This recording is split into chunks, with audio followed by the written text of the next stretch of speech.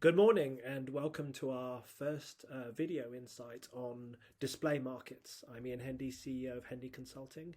We're a management consulting firm, one of the very few to the display industry and purely to the display industry, so that we have 25 years of doing consulting projects and helping clients in being successful in the whole of the $150 billion display industry, be it if you're a materials company, an equipment provider, a display company itself, or a novel display startup. We've worked for over 70 companies like that on a highly confidential basis, on your premises pretty much if necessary, other than the US, doing the work with your team on a custom basis to help you succeed and make the right decisions. So today we want to talk about two new technology opportunities in the display space. One of which is Mini-LED, has crept up fairly recently, championed by TCL, and really already established a over $5 billion display revenue business. And we want to talk about MicroLED, which is fairly deeply understood by analysts and the marketplace as being a disruptive future technology. But we want to talk about what we think will actually drive that marketplace, the two major segments of that marketplace and their technical issues, and the supply chain and total risks. So that's the scope for today, and I hope you want to stay tuned and listen to our insights. So first, very clearly, for those that don't know, this it's worth saying what the difference between a mini LED is and a micro LED.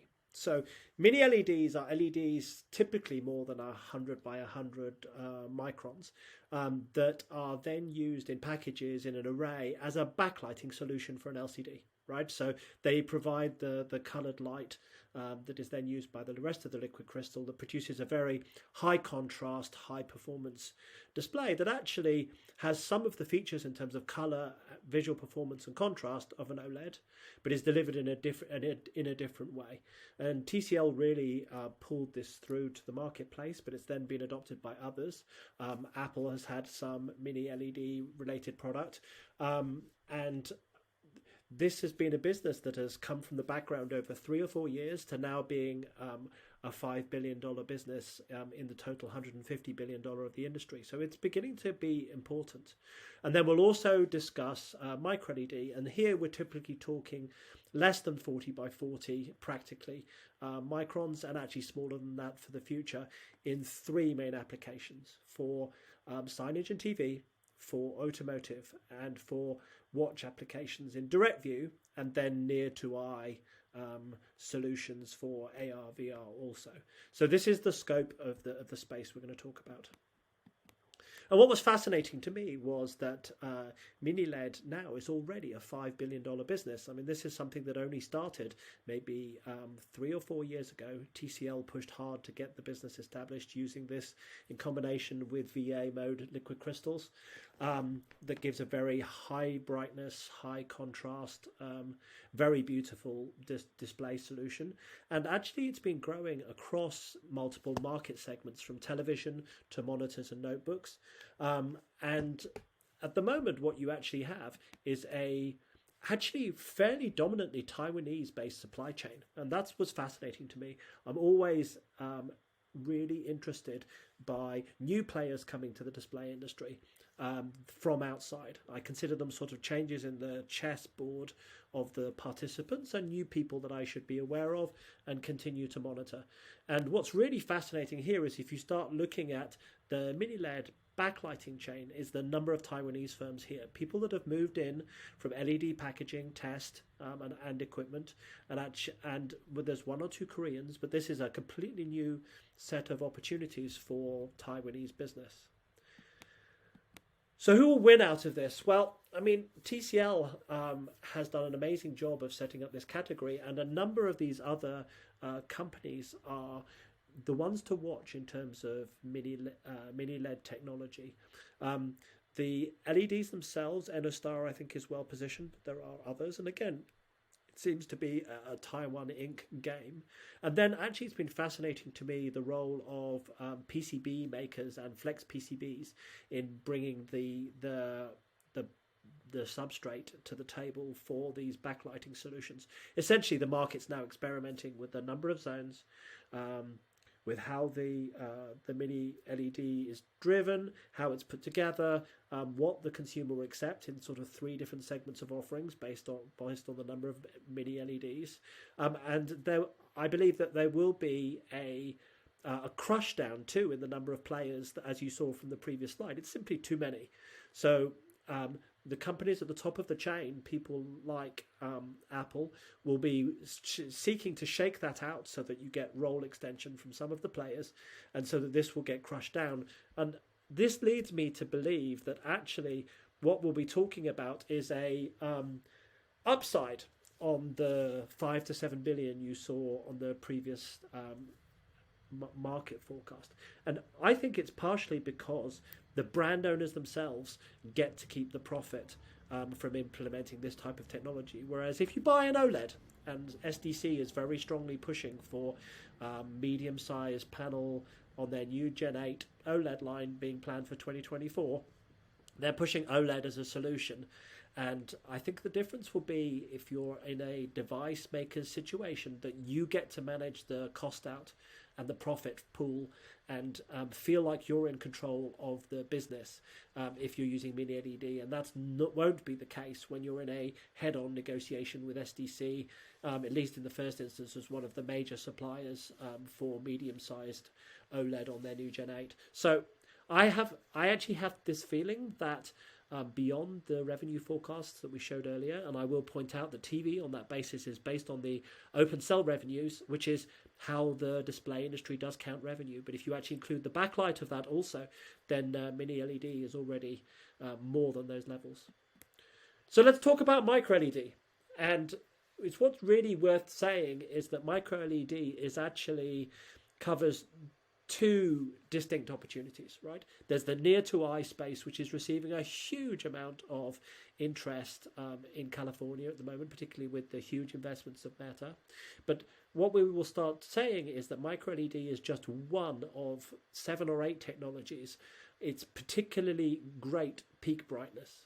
And there are some characteristics of it that make it quite attractive for see-through AR application. So it's one segment of the glasses space.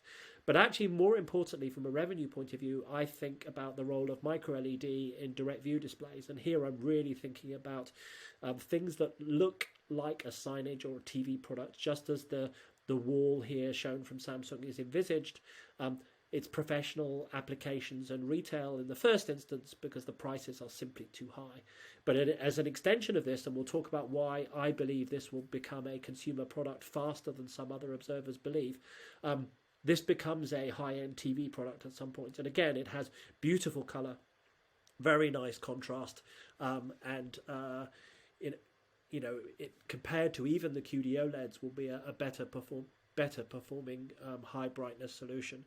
So let's start by talking about the near to eye space first. And what I want to point out here is just how many moving parts there are in that space and how complex it is from a technology perspective. And that micro LED is actually only one of the offerings. And the incumbent technologies have something already to add, but also OLED on silicon. So it is only one of many players when you're talking about near to eye. So, I think most people have an understanding now that AR and VR here are actually very different applications. One is having to provide a very high amount of light to the eye because you're looking through the projected image to the real world and in the AR space. And this is actually, as we will just see, the smaller part of forward-looking demand, according to researchers. But the technical requirements there put a situation of many more of the new novel technologies, including micro-LED.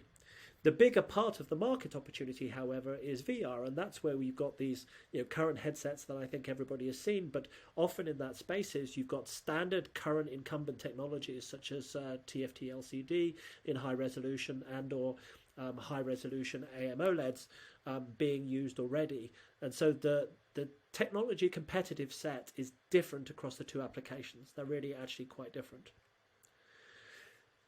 but the big portion of it, and there are many researchers here. This is from DSCC, but others tend to agree, is that actually the AR piece is the one which is where the see-through AR piece is the one where MicroLED is there. But it's actually, and well, let's look at that a little bit further. It's actually one of several.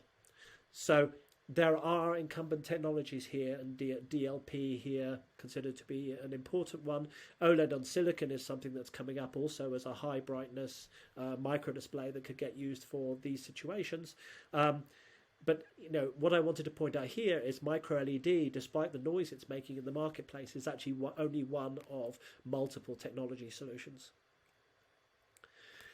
And what's really interesting, though, for me, strategically, about the near-to-eye space is that actually, when you think about it technically, either you tend to build the TFTs directly on top of the epitaxy, or you superimpose two types of wafers and invert them in what's called the hybridization approach. But actually, this is the harnessing of semiconductor technology into the display industry, and that will of itself create some partnering challenges, some competence challenges. This is actually why there's so much M&A going on in the background, and the full deck has real details on that. But this is really a large number of competencies that need to be brought together to pull off the very high PPIs, high peak brightness, what's needed to do micro LED in the near-to-eye space. So let's actually talk more now, because I actually think from a revenue point of view and potential point of view, the direct view applications are more important for micro LED. And here we're talking across 3 applications. And it actually took me quite a long time, even as a 25-year veteran of displays, to really understand the insights of where it is that micro LED fits. But it's broadly into 3 spaces. Firstly, and this is where it's believed that Apple may have a product out within 2024, and Conquer is already there. The smartwatch space, because it's got a high device price, because it's a small number of absolute pixels, and because the usage application is really benefits from really high brightness. If you're looking at your watch standing in the bright sunshine on your run, then it really matters. So this is one of the first spaces. Automotive also wants a technology that is resistant to lifetime problems and is very bright, and it's the inorganic micro LEDs are a really good long-term solution for the automotive space, and so it's not surprising that AUO and Innolux have climbed all over this as an opportunity, given their automotive businesses. But the big one in terms of potential revenue, and I want to talk about that more today, is the TV and signage space. I mean, essentially for now, it's being used as a professional retail opportunity. And that's because the pricing is at about $300,000 for a more than 100-inch, what can you call it, sign, or sort of high-end consumer television. But we have a fundamental belief that actually what the future of this is driven by, does miniaturization happen in the marketplace at pace that fundamentally gives you a cost driver that falls at a high rate, bringing prices down on this. And I think market researchers have talked about a lot that small LED dies are needed to hit cost points within the TV space. Fine. The question is whether the market will actually get there. And I have some belief that actually will be the case. And so I'm more bullish in my TV outlook for micro LED than some other observers.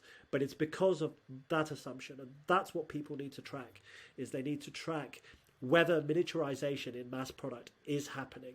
If that's happening, and the second part is if the brands are then using that to step change, bring down pricing, then we will see a pretty substantial premium TV business built off micro LED.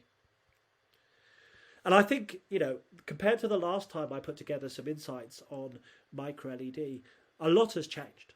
And I think the biggest ones are to do with people are now actually making capacity commitments announcements, and mass transfer is solved or near solved in a lot more ways than it would have been 3 to 5 years ago. And so I think while there's still quite a bit to be done in terms of total cost, and the key theme that seems to be coming up is the number of qualified suppliers of high quality micro LEDs is not where the industry wants it to be. So this remains sort of almost the bottleneck and the most difficult piece at this point is, and that's the bit to monitor, is actually what real capacity is there for high quality micro LED provision, because there isn't enough yet, and liberalizing that is what will be needed for this marketplace to really take place. So, I mean, I look around the marketplace and you can actually begin to see now some actual market announcements of capacity. And, Play Nitride has just gone public on one of the unusual exchanges in Taiwan, but they definitely have. They have said that they've put in place more than $70 million of capacity, and they're the ones supplying Samsung in the first instance for micro LEDs for the wall now. But I think, a range of these others, I'll note also that AMS Osram has made a public release that they're actually going to put in place a very big facility for micro LED. So, beyond that, Sanan also has said that they want a portion of their future investment to also be from micro LED. These announcements are beginning to happen. The Lexstar Epistar merger is deliberately to put together a competence center that allows for MiniLED and MicroLEDs in particular. And this is the thing that I think everyone should continue to monitor, is the actual real announcements of real capacity from those players that are actually believably able to produce micro LEDs at scale and at the required qualities. Now, the thing that was really fascinating for me, SID 2022, was just the importance of color conversion as opposed to discrete RGB being pushed as an idea. Now, most display players seem to be dual tracking their thinking, because at least there is at least two ways to get there. But what seemed to be different was the amount of emphasis and energy put into color conversion now versus discrete dyes. And so here at an extreme, we're talking about the applied materials idea, which is actually based on a UV micro LED, but has some real interesting implications in terms of what that might mean for the uniformity of the underlying emitter. And then something like the Porotech tunable InGaN solution, which is actually a novel, fascinating idea, but it gets to the whole idea of new approaches to micro LEDs that might slightly change the landscape, that may also make some of the technical manufacturing complexity less in execution. So who are the key boys and gals in the room to watch from a micro-LED mainstream point of view? Now, Samsung clearly has to be there with their work on the wall, even though that whole technology concept was first developed by Sony, so we shouldn't preclude them. Those two worth watching. And it's surprisingly, Conker has shown a real interest also in a range of micro LED products. Apple is clearly putting its work. I mean, it seems to be a major emphasis on watch for now, and actually based on micro IC, not TFT driving. So that's an interesting discontinuity to watch. On other parts of the business, I would say it's really worth watching Play Nitride, as the current sort of Taiwanese but newly public company. And I'm a big believer actually in laser approaches now being relatively important in mass transfer. So you've got sort of two major camps and then many others, and certainly I'm happy to discuss the 15 or so different approaches for mass transfer, but actually for now the laser camp seems to have quite some ascendancy. So there are now sort of semi-proven platforms that are actually believable for the mass transfer element that makes the likelihood of the business much more secure. And I want to explain why I'm more bullish. In general, I'm more bullish on the outlook for micro LED for mainstream display applications. And this is then a plot of the number of square microns in the LEDs themselves being used for something like the wall in the Samsung case. And the first product was, the sort of Gen 1 product was 125 by 225 microns. So that's 28,000 square microns.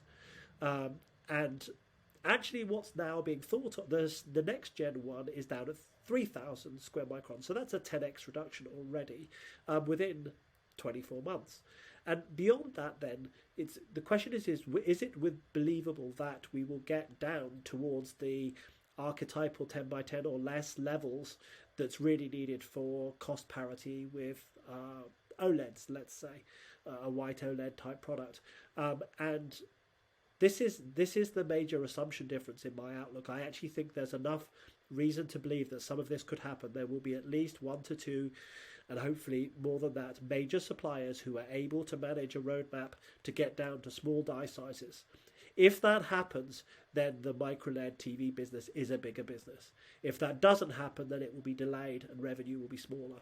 And I guess when people look at different forecasts from different companies, and I mean there are many, but Omnia's at the high end with me, and DSCC takes a more conservative view, and I think this is the assumption that differentiates the outlook. It's, do people really believe that miniaturization will happen at a speed that is needed to bring pricing into the right realm to make this a valid technology solution? And so that's why I'm going to actually put here and go out and say I'm more bullish. Now, I'm making very clear what my assumption is, right? The assumption is that miniaturization of chips happens. If it doesn't, I think these numbers, as shown here, could be less than half of this. So it's somewhere between 5 and, say, more than $10 billion in an upside case based on miniaturization happening. And it's maybe half of these numbers if miniaturization happens more slowly, or if there's fewer suppliers able to deliver small die size micro LEDs. So that will be something that everybody should continue to watch. And so who will be the winners out of this? Well, I think, again, at the moment, the companies trying to pull this off will be amongst some of the winners.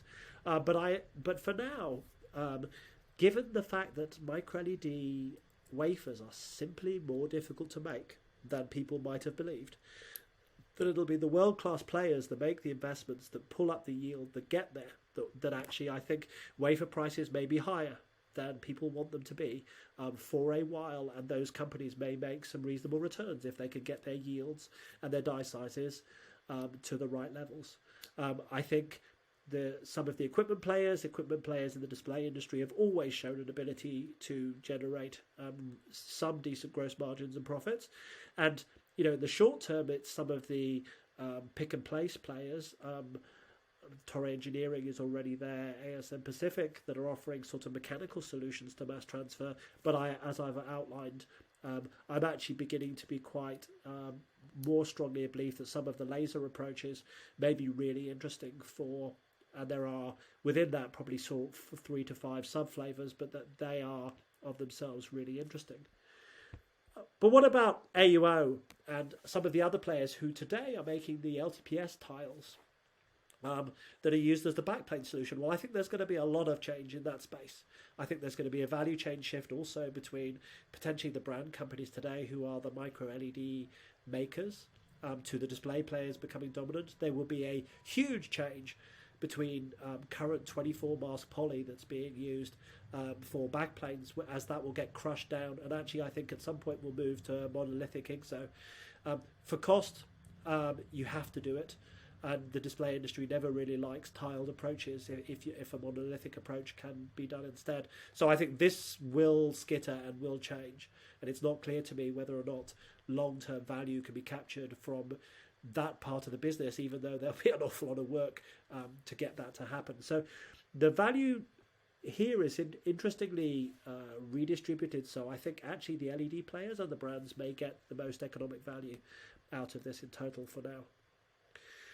So my real point that I wanted to point here is that the micro display and the direct view displays are distinctly different opportunities. For the near to eye displays, you're mostly talking about AR, and then you're talking about micro LED competing with a range of other technologies. It is not the only player there. It's quite an interesting one, but it's not the only solution. So I think everybody should take, while there's a lot of money going into that space, that's a very crowded space where it's still very early technical architecture days for people to work out which approaches will win and why. And that goes on beyond the display application into also what type of optics, waveguide optics, gets applied. So that space is many players and quite a lot of dollars chasing deals. And I think from a competence point of view, that's what will have to happen. People will have to put together different competencies to pull off this space. But more importantly, from a display module revenue business, you're talking between 5 and 10 plus, maybe $15 billion within a number of years. And that is if miniaturization happens.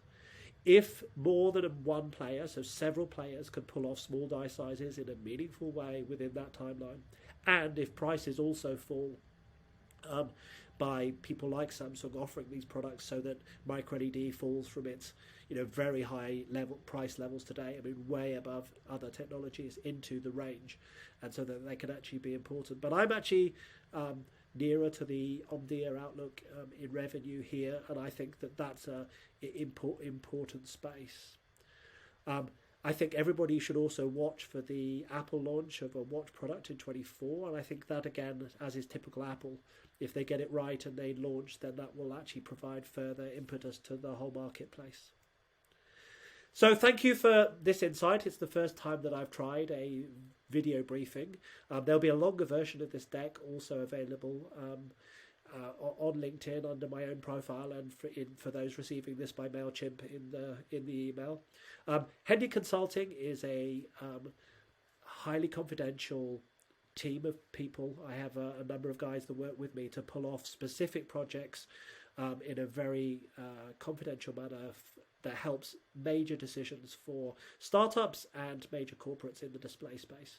This is more than just the market data. This is having a team of people that will explain to you the data, that will help validate it within a forecast model or a discount cash flow model, that will help you actually make decisions, that will help you write board presentations, it's a management consulting service that puts all of the display context and explains it to you. We're very strong on helping our clients see clearly what it is they're doing and the risks that they're taking. And I think that's very different than going out to any of the two strong market research companies and asking for work. This is a different offering. And this is where we have few competitors, frankly, and I think we're truly world class at it. And for me now, there is sort of two real major offerings. The first one is a retainer-based service. It's working with display CEOs and general managers. If you own a new display technology, be it a material, a display startup, a display category already, and you want a friend in the industry that can help explain and be on your side and give you more confidence, reduce your risk. If you've got limited cash and you want to know you're spending it on the right architecture, with the right approach, with the right partnering model, I can help sometimes with contacts in the industry, thinking about not leaving money on the table or not. All of these things, and some of the times we've also managed to come up with breakthrough growth ideas, and even that in itself I think is valuable to a display CEO. The idea that somebody else is thinking with you about enabling you to succeed, that's got to be worth something. The other part of our business, and has been there for the 20 years, is helping on major investments. So either building a new fab or committing money to a new technology, or a market entry strategy for a new material or a new piece of equipment, including doing the COO calculations. This is what we do. Should you do it? How should you price it? Who would you go take it to? What scale should you make it at? How can you mitigate those risks? These are things that the market research companies don't come to you and answer, and it's something that is not available on the marketplace, and I think Hendy Consulting is very well positioned to help you do. So beyond that, sure, will we take on other things? Yes, we will take on a range of ideas. Within a range of all these things you can see to the right, we are very broad in our ability to help CEOs and general managers of display-related businesses to really pull off success by having a friend in the industry, and that is what we do. So I hope you've enjoyed this mini and micro outlook for September 22. This is something we're going to try and do now on a monthly basis, or hopefully even more frequently than that, and hope you tune in again in the future.